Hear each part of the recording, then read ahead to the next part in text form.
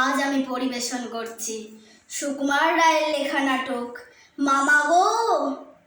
মামা কি রে? ও মামা, আরে কি হলো কি? মামা গো, আরে কি হলো তাই বল না, খালি মেমে মেমে করতে লেগেছি।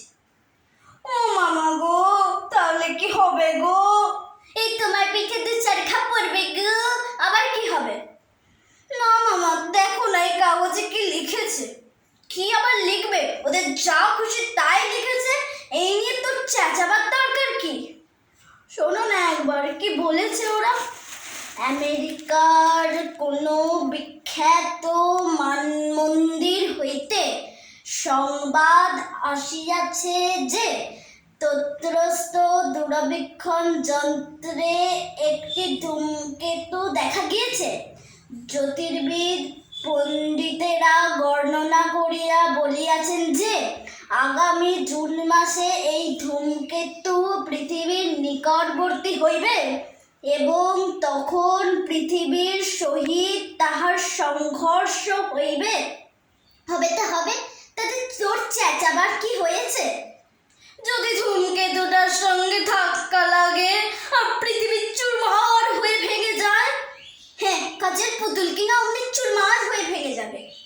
যদি ধূমকেতুটা ধুম করে বাড়ির ছাদের উপর এসে পড়ে, কিংবা ভূমিকম্প হয়, কিংবা বাড়িতে আগুন লেগে যায়, কিংবা পরশুনাথের পাহাড় তোর মাথায় এসে পড়ে, কিংবা তোর মগজের গোবরগুলো শুকিয়ে খুঁটে হয়ে যায়, না তা কখন কি হয় কিছু তো বলা যায় না। এই তো গোবিন্দেরও তো মামা ছিল, সে তো গত বছর আগে সর্দি গরমি হয়ে মরে গেল।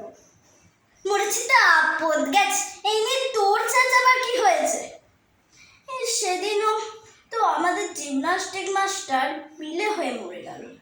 তাহলে কে কতদিন বাঁচবে, কখন মরবে, কখন কি হবে কিছু তো বলা যায় না।